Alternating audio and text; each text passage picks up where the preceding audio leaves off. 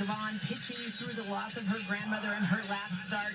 But it was for the whole team feeling something very deep and personal. It's not easy, obviously. But I think what helped me is, at the end of the day, it's just a game.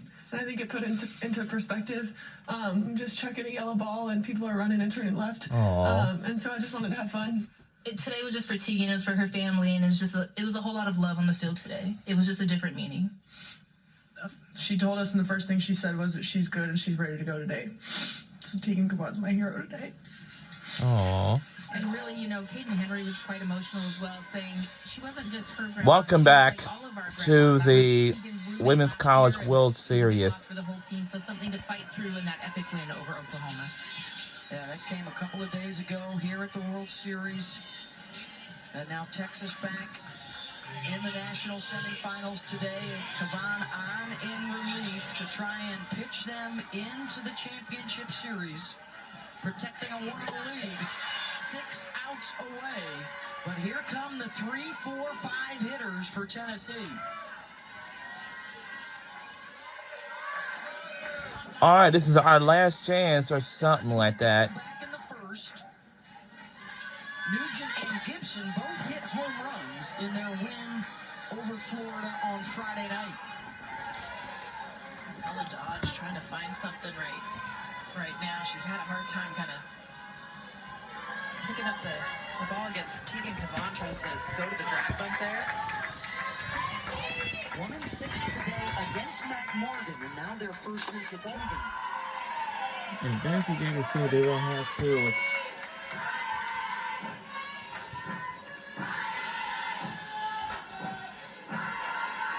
That's the outside.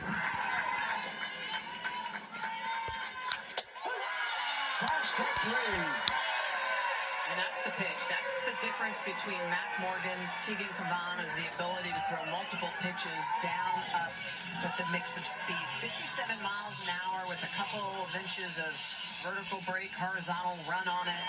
And that changeup, just knee buckling, bat plays in. Big strikeout for Kavon. Both of her strikeouts via the changeup. Here's Nugent.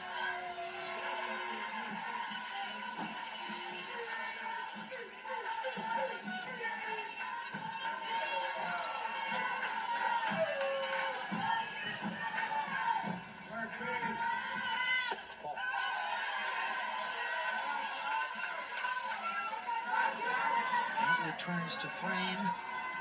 She is such a good leader back behind the dish for Tennessee. Texas Calls timeouts at the right time.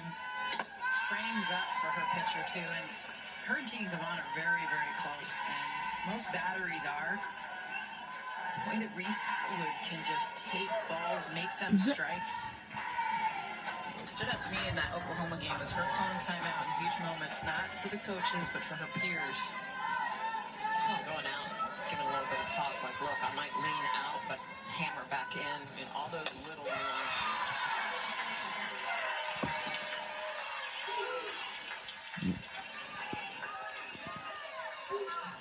That's a tall girl, by the way, that can get down. You saw that last strike? I mean, she was, like, underneath. Like, her ability to get so athletic behind the plate. Jumping like a kangaroo. Yeah, actually, I think, does she not have a pet? I believe there is a pet kangaroo lurking around. Holly? You're talking about the size of Reese Atwood. She is 6'1", but she does get down and low. She watches a lot of film on other catchers. But one of them that reminds me of her physically is Aubrey Monroe from Florida, who's been on the national team. She was a really tall, long, lanky catcher. And so Reese watches film of her of how to do that the very best and does a nice job copying that style. Framing pitches, but it's also about giving a good lane for the umpire to be able to see. And if you're moving, if you're bouncing, lunging toward the ball, you get in the way of the pitch. You block the sight, actually, of the umpire. She might be able to follow Monroe onto the national team one day. Might be able to follow her as an SEC player winning a national championship, which Aubrey did at Florida. Nugent out to right field. Maloney is there, 2 down. And it's Boo Gibson.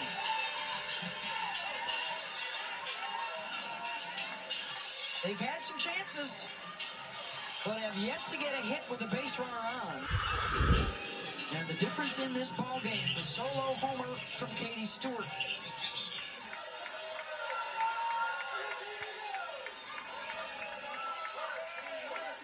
They've had base runners in each of the first 5 innings.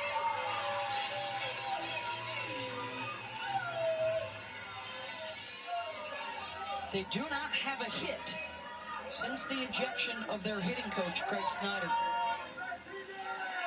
back in the 4th inning.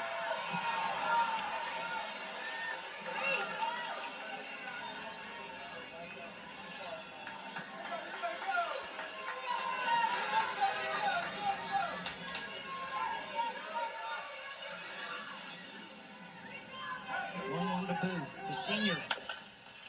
Snagged by Cavani. Yeah. Oh. Texas is 3 outs away from playing for a national championship. So strong in the circle. And even stronger at the dish. Katie Stewart sends one over the left field fence. The lone run on the board, and she's coming up next. Wow. We'll be right back on the other side.